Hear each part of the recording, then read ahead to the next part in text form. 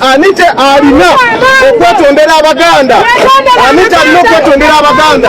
Bannayuganda Abaganda nabo bantu. Abaganda bantu. Twagala Anita Abaganda walizayinge atole Abaganda nabo bantu. Twagala Anita Among atekwetondera Anita Among Uganda. Anita alina okwetondera Uganda.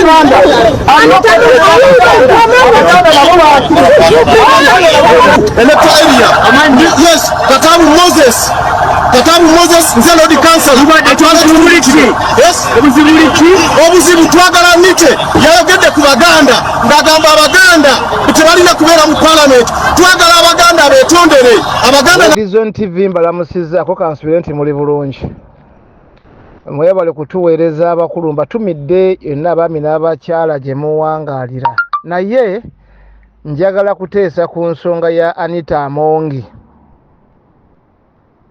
Basebo ne bannyabo bannayuganda naddala Abaganda muwulirize bulungi. Bw'otunuulira akatambi ako Redizen TV k'otuweereza bayithawe nkalabeko kitundu nkomye ku Sebagala.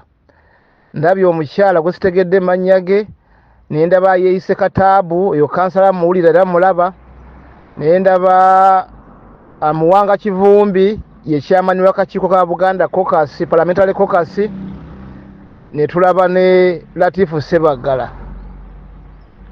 Kaakati ekintu kino kipange bupanzi ebigambo bino bye boogera ne video ze bakola ze batambuza teziva ku mitima gyabwe era si kye bategeeza wabula eddoboozi lino eryafulumye mu butanwa nga tebalina kyakulikolera kubanga lyakonfamingiddwa nti Anita Among Abaganda abalabanga kyakutta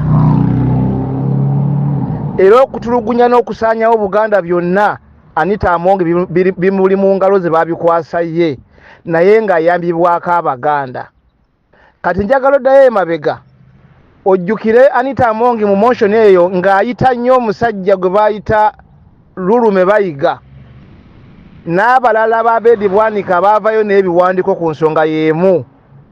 Kati abo abali mu Buganda nga n'abasinga baali ba DP be bajja okusooka okubaako beeboga n'okuteeseza ekyo kisobole okuyitawo kubanga baali bateeketeeke.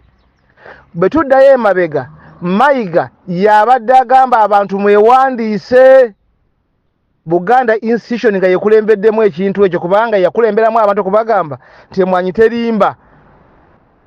Kati bakikomyawo side akugamba nti Abaganda mwewandiise eri bakiyisaako etteeka.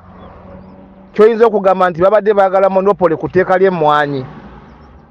Babeere ng'omuntu ali mu Uganda n'oba olima emmwanyi zo tosobola kuzitunda walala wonna okuggyako abo balina license oba abakkirizibwa okuzitunda era nga bw'olina okuziguza ku bbeeyi gye babeera bataddewo.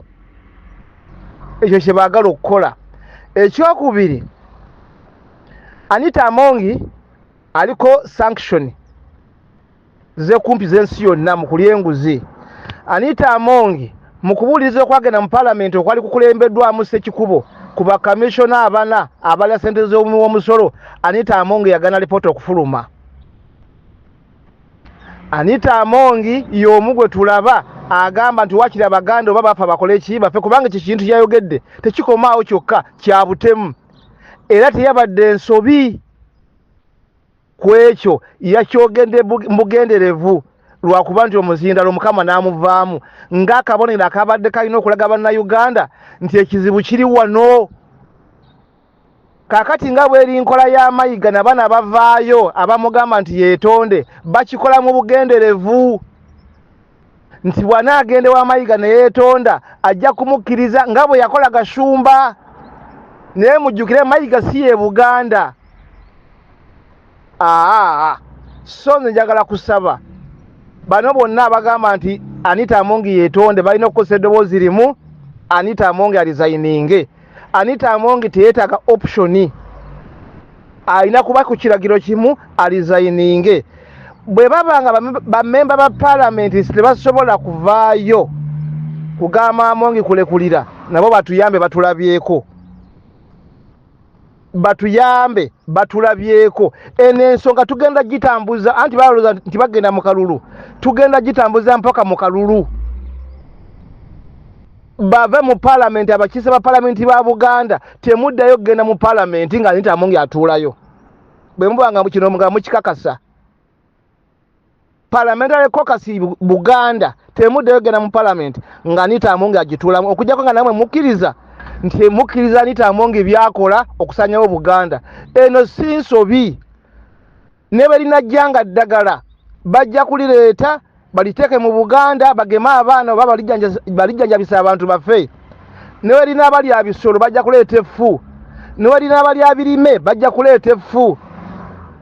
Ne bwe lina abateeka nga linyigiriza Abaganda bajja kulireeta linyigiriza Abaganda. Era n'emwanyi bakyasobola okuzibba.